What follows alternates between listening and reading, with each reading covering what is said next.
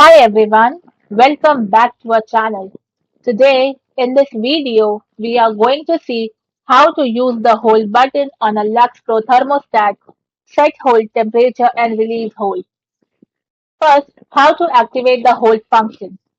Follow these quick steps to set a permanent temperature hold on your LUXPro unit. First, select the temperature. Press the up or down arrow buttons until you reach your desired temperature. Engage hold, then press the hold button.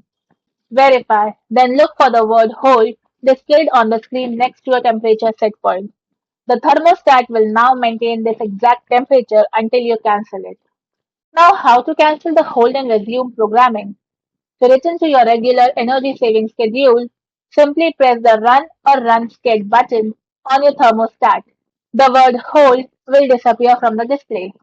Thanks for watching, and for more such informative videos, do like, share and subscribe to our channel.